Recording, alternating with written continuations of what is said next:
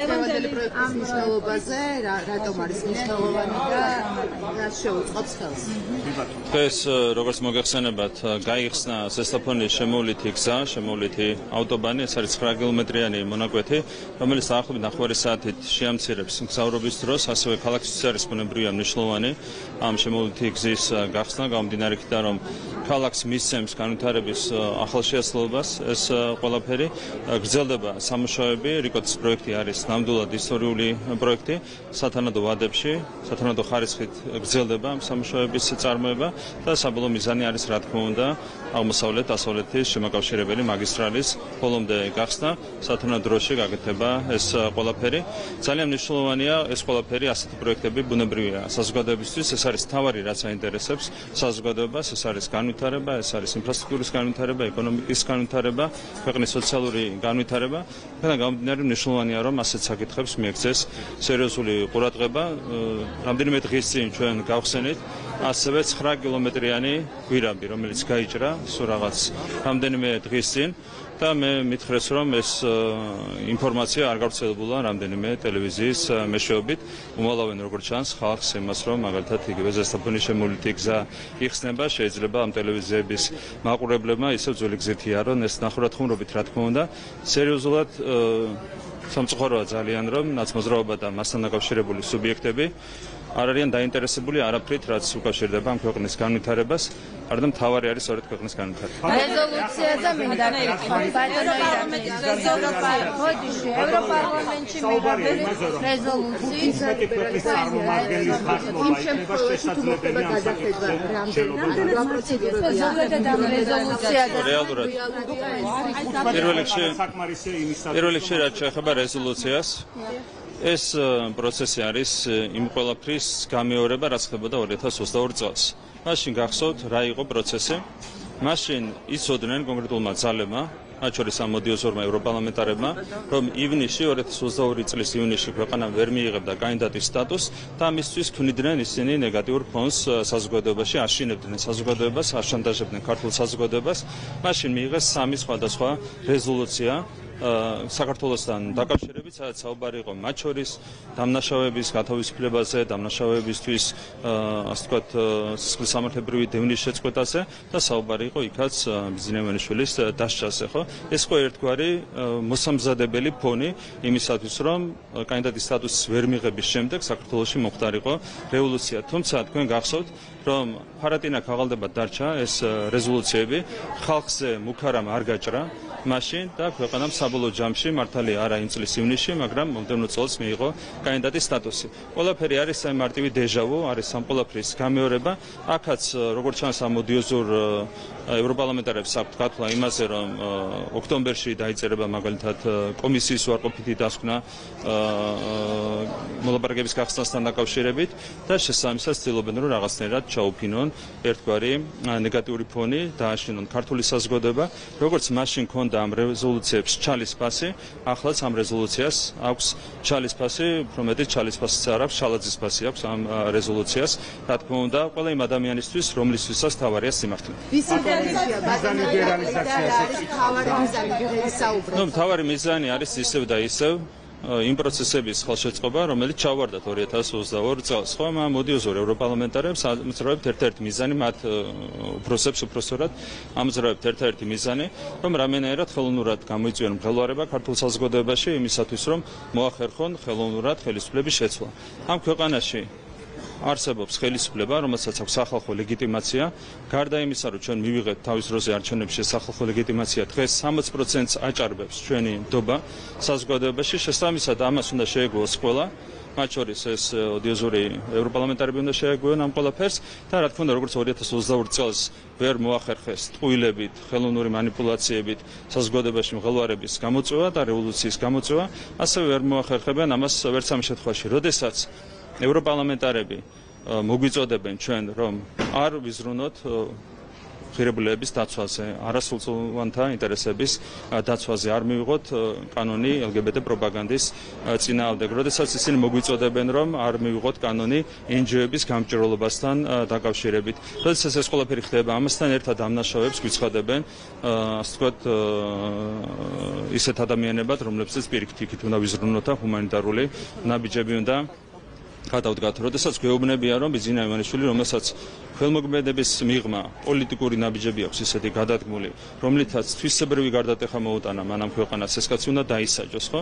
ასე დროს, რა თქმა უნდა, ქართულ საზოგადოებას ისინი შეცდომაში ვერ შეიყვანენ, როგორც ვერ დააშანტაჟეს ამ ოდიოზორმა ევროპარლამენტარებმა ქართული ხალხი 2022 წელს, ასევე ვერ გაჭრეს ეს შანტაჟი ვერც წელს. ბატონო ირაკლი, ოპოზიციის გაერთიანებული ოპოზიციის მიერ გავრცელებულ რაც შეეხება ჩანაწერს, რაც შეეხება ეს არ არის აქტუალური, რაც შეეხება ჩანაწერს ვიზა ლიბერალიზაციას დაკავშირებით, რომელიც მოხდა ამ რეზოლუციაში, ზუსტად ისეთივე ჩალის ფასი აქვს, როგორი ჩალის ფასიც აქვს ჩანაწერებს LGBT პროპაგანდის არდაშვების თაობაზე და ასევე სააგაშვილის გათავისუფლების თაობაზე.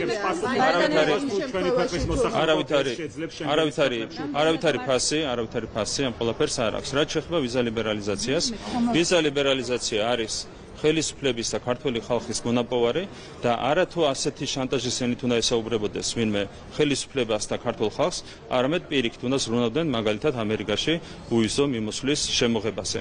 ეს არის ჩვენი ასე ვთქვათ პარტნიორების პასუხისმგებლობა და არა ის რომ ვიღაცამ ესაუბროს ქართულ ხალხს შანტაჟის ენით. ქართული ხალხის მიმართ შანტაჟის ენა რო არ ჭრის, ეს გამოჩნდა 2022 წელს ძალიან კარგად და ეს რა თქმა უნდა ახლა ძალიან კარგად ჩანს. ბატონო ირაკლი, მე მინდა კითხოთ გაერთიანებული ოპოზიციის მეგობრის თხოვნა, რომელიც ეხება გაუმჭირვალობას, ანუ მთავარი ევროპული ღირებულების არ უზრუნველყოფას ჩვენს ქვეყანაში.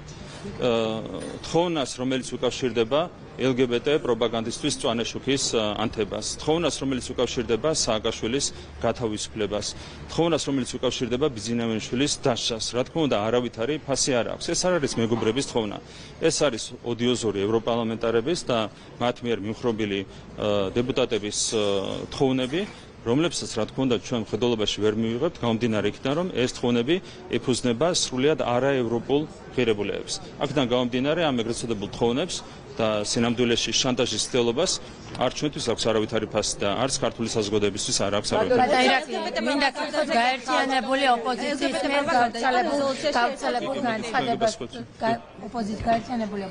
მიერ გავრცელებულ განცხადებასთან დაკავშირებით მინდა კითხოთ, სადაც წერია, რომ და საქმე ეხება 29 აპრილს ჩანიშნულ აქციას, მოусმინეთ ერთგვარი ბულინგი, აქციაში არ მონაწილეობისკენ მოუწოდებენ მოქალაქეებს და მათ შორის იყო დაუმორჩილებლობისკენ მოწოდება და ამავე თემის გაგრძელებას მეორე ნაწილსაც კითხავთ, ასევე მოვისმენთ, რომ მეორე მოსმენის განხილვის პარალელურად გამჭვალობის კანონპროექტთან დაკავშირებით იგეგმება ერთიანი ძალებით კოორდინირებულად ვემზადებით წინააღმდეგობისთვის მეორე მოსმენის განხილვის დროს. აი ამ ორი მიმართულებით რომ გითხრათ. პირველ რიგში ყველამ უნდა მიხედოს საკუთარ აქციებს. ჩვენ მივხედავთ ჩვენს აქციას, მათ მიხედონ საკუთარ აქციებს, ხო? 300 კაცი მეც ვერ კრებავენ და 300 კაცი საღამოობით კეტავს თბილისის ქუჩებს, რითაც იწვევს საზოგადოების გაღიზიანებას, ხო? თან ამ 300 კაციდან 2/3 არის დიმა ჩიქოვანის, ანუ კეზერაშვილის მიერ 1000 ლარად, ან უფრო ნაკლებად დაფინანსებული ადამიანების ერთობა, ხო? თავის აქციებს მიხედონ, რო ვერ კრებენ 300 კაცი მეც ყოველდღიურად და ვნახავთ ასევე რა იქნება ჩვენი აქციის შემადგენლობა, როგორ იქნება ჩვენი აქციის შემადგენლობა, ძალიან ნერვიულობენ ჩვენს აქციაზე და ამ ნერვიულობას უბრალოდ ვერ მალავენ მთელი ამ დღეების განმავლობაში. ნუ ნერვიულობენ, სანერვიულო აქვთ, მაგრამ მე მოვუწოდებ შვიდად შეხედონ ამ ყველაფერს და საბოლოო ჯამში ეს მათ სიმშვიდეს უფრო მეტად წაადგება. 29-ში გაიმართება ჩვენს მიერ დაანონსებული აქცია. და ამის შემდეგ იყო აქ ასევე სპეკულაციები იმასთან დაკავშირებით, რომ ორშაბათსაც უნდათ აქციის გამართვა, იმიტომ რომ კომიტეტი იმართება და ეს შემდეგ. მე შეგახსენებთ, რომ მეორე მოსმენით ამ კანონპროექტის განხილვა შეიძლება დაჭირდეს, თუ ოპოზიცია მოინდომებს 2-3 დღე. შესაბამისად საკმარისი დრო აქვს რადიკალურ ოპოზიციას, რომ გამართოს საპროტესტო აქციები სამშაბათს, ოთხშაბათს, ხუთშაბათს. ამიტომ თავი დაანებონ ორშაბათს და კეთილი ინებონ და აქციები ჩაატარონ იმ დღეებში, როცა ამის საშუალება აქვთ, ხო? ეს არის სამშაბათი, ოთხშაბათი, შეიძლება ხუთშაბათიც. ამის საშუალება მათ აქვს. საქართველოს არის დემოკრატია, აქ უზრუნველყოფილია შეკრების თავისუფლება, რამდენიც უნდათ, იმდენი შეიკრება. აი რაიმე ტიპის დაპირისპირების მოლოდინი შეფასების ანგარიში არ გამოაქვეყნეთ. რატომ დამალეთ? რეზოლუციაში არის საუბარი LGBT პროპაგანდის წინააღმდეგ შემუშავებულ კანონპროექტზე, საკონსტიტუციო კანონპროექტზე. როგორ შეაფასებთ ამას და ასევე აქვე კითხავთ ვისარგებლებ მიხეილ სააკაშვილი არის თემა, რომელიც მუდმივად ფიგურირებს ევროპარლამენტარების მოსაზრებებში, ანუ ამის შეფასება შეგვიძლია. როგორც მოგეხსენებათ, ზოგადად ევროპაში არის სერიოზული პრობლემები პროპაგანდის კუთხით, რაც იწვევს სერიოზულ პრობლემებს, მათ შორის დემოგრაფიულ პრობლემებს. თქვენ იცით, რომ 7 წლიან მონაკვეთში გაზრდილია LGBT პირების რაოდენობა ევროპაში სამჯერ გასამაგებულია რაოდენობა და 18-25 წლის მოსახლეობაში ეს რაოდენობა აღწევს 20%-ს. რა თქმა უნდა, ეს არ არის ის ტენდენცია, რომელიც ჩვენ გვინდა ვიხილოთ ჩვენს ქვეყანაში, არც ერთ ოჯახს არ უნდა რომ საკუთარ ოჯახში იხილოს ამ ტენდენციების გამოვლინება. ხო, ყველა უფლებები არის დაცული, მაგრამ პროპაგანდა არის ჩვენთვის აბსოლუტურად მიუღებელი. როდესაც ევროპარლამენტი დაჟინებით მოგვიწოდებს, რომ ხელი შეუწყოთ იმ ტენდენციებს ჩვენს ქვეყანაში, რომლებიც ასე მძიმედ ეთყობა უკვე ევროპულ საზოგადოებებს, ეს არის აბსოლუტურად მიუღებელი, რა თქმა უნდა, ჩვენთვის. ჩვენ გვინდა ჩვენი ღირებულებებით, პრინციპებით შევიდეთ ევროკავშირში და რა თქმა უნდა, ჩვენ დარწმუნებული ვართ, რომ საბოლოო ჯამში მოვახერხებთ სწორედ ჩვენი ტრადიციებით და ტრადიციული ღირებულებებით ევროკავშირის წევრობას. ეს არის ჩვენი პრინციპული ამოცანა. რაც შეეხება მიხეილ სააკაშვილს, ვერ მოიშალეს ზრუნვა ამ მძიმე დამნაშავესზე. თქვენ იცით, რამდენი დანაშაული აქვს შადენილი მიხეილ სააკაშვილს, მაშინ როცა იმყოფებოდა ხელისუფლებაში, მე რასაკეთებდა ეს ცალკე თემა, განსაკუთრებით როცა იყო ხელისუფლებაში, მას აქვს შადენილი უამრავი დანაშაული, მათ შორის მოქმედებს საშელები მის მიმართ რამდენიმე დანაშაულთან დაკავშირებით. როდესაც ასეთ პირობებში ვერ ელევიან სააკაშვილს, ეს არის ბუნებრივია ინდიკატორი ქართული საზოგადოებისთვის, ინდიკატორი იმისა, თუ სინამდვილეში რა ამოძრავებს ამ ადამიანებს. ევროსაბჭოს ანტიკორუფციული შეფასების ანგარიში არ გამოაქვეყნა ხელისუფლებამ, სხვათა შორის წელს პირველად, რატომ დამალეთ, რა იყო მასში ასეთი? ალბათ გრეკოს ანგარიშია საუბარი, ეს ტყუილი გაავრცელა, პირდაპირ ვიტყვი ტყუილი საერთაშორისო გამჭრელობამ, რომელსაც სინამდვილეში უნდა ერქვას ნაციონალური ბუნდოვანება, ანუ სრულად იმის საპირისპიროა, რაც ქვია, ანუ ნაციონალურმა ბუნდოვანებამ ამინჯომ გამოაქვეყნა ტყუილი იმასთან დაკავშირებით, რომ თითქოს ჩვენ დავმალეთ გრეკოს ანგარიშს. სინამდვილეში უკვე გვაქვს გაცემული თანხმობა სტრასბურგისთვის, ევროსაბჭოსთვის იმასთან დაკავშირებით, რომ ეს ანგარიში გამოქვეყნდება, ტექნიკური საქმეა დარჩენილი, თარგმნა დღეების ამბავია, როგორც კი ითარგმნება, მაშინვე იქნება გამოქვეყნებული. ასეთ ტყუილებს როცა ავრცელებს ეს კონკრეტული NGO, გასაგებია რა არის მათი მისია. 2023 წელს ემიგრანტების რაოდენობა 95%-ით გაიზარდა, როგორ აფასებთ ამ ყველაფერს? ის სოციალური დაპირებები, რომელიც 2012 წელს გაიცა და მმართველობის პირველ 4 წელშიც უნდა გაუმჯობესებულიყო, ვითარება რატომ ვერ გაუმჯობესდა მე-12 წელს და რატომ ტოვებს ქვეყნის მოსახლეობა საქართველოს? ჩვენ ქვეყანას აქვს ძალიან ბევრი გამოწვევა, მაგრამ ამ გამოწვევებს შორის დემოგრაფია არის უმთავრესი გამოწვევა. ჩვენ გვაქვს უარყოფითი სტატისტიკა, როგორც შობადობის კუთხით, ასევე მიგრაციის კუთხით, რასაც აქვს თავისი გამოწვევი მიზეზები. რაც ჩვენ გვგვდათ მიგრაციას აქვს არსებითად ორი მიზეზი. პირველი არის ის, რომ ჯერ კიდევ დიდია ეკონომიკური ჩამორჩენა ევროკავშირის ქვეყნებთან, ევროპის ქვეყნებთან და მეორე მიზეზი არის ის, რომ გახსნილია საზღვრები, ხო, ანუ ადვილია ქვეყნის დატოვება და ევროკავშირის ქვეყნებში გადასვლა. მაგალითად, გერმანია რო ავიღოთ, გერმანიასთან ჩვენი ჩამორჩენა ცხოვრების დონის კუთხით არის ჯერ კიდევ სამაგი. 2012 წელს ჩამორჩენა იყო 4.5-ჯერ მეტი. ანუ 4.5 იყო ჩამორჩენა, 4.5 მაგი, ასე ვთქვათ, იყო ჩამორჩენა.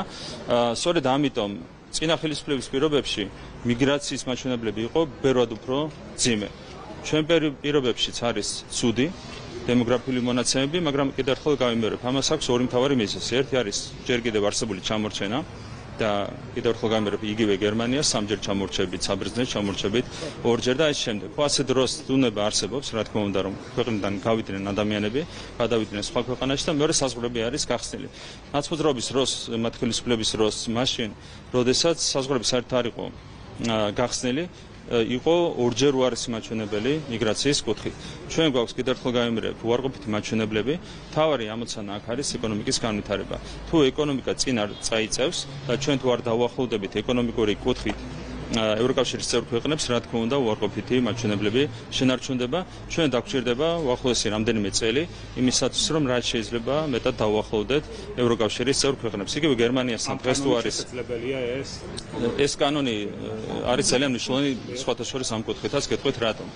რეალურად გაუმჭვირვალობის პირობებში NGO-ების საქმიანობა სერიოზულად აფერხებდა ზოგადად ქვეყნის წინსვლას და შეგახსენებთ რა იყო მათი საქმიანობის შედეგები. ეს იყო ორი რევოლუციის მცდელობა. 2020 წელს, 21 წელს და ასევე 2022 წელს მათ ჰქონდათ რევოლუციის ორი მცდელობა. ასეთი მოვლენები რა თქმა უნდა ხელს უშლის ეკონომიკის განვითარებას. რომ ყოფილიყო მათი მე შეგახსენებთ 2020 წელს მათ გააყალბეს PVD, გააყალბეს მონაცემები მასთან დაკავშირებით, რომ თითქოს 8%-იანი ზედმეტობა იყო, თითქოს გვიან გამოაქვეყნა CESCOM არჩევნების შედეგები, რაც გამოიყენა შემდეგ ოპოზიციამ, ეს იყო წინასწარმეტყველის სცენარი იმისათვის, რომ მოეწყოთ რევოლუცია 2021 წელს, სცადეს ეს ყველაფერი, უნდათ რიგარეშე არჩევნების მიღწევა, რაც ვერ მოახერხეს. ამის მერე 2022 წელს უკვე, როცა არ მოგვენიჭა კანდიდატის სტატუსი, ეს NGO-ები პირდაპირ ავიდნენ სცენაზე და მოითხოვეს თავრობის გადადგომა, ანუ ეს იყო უკვე პირდაპირ სცენაზე მათი რევოლუციური სცენარის განხორციელების მცდელობა. ანუ ორჯერ სცადეს ამ ადამიანებმა გაუმჭვირვალე NGO-ებმა რევოლუციის მოწყობა ამ ქვეყანაში.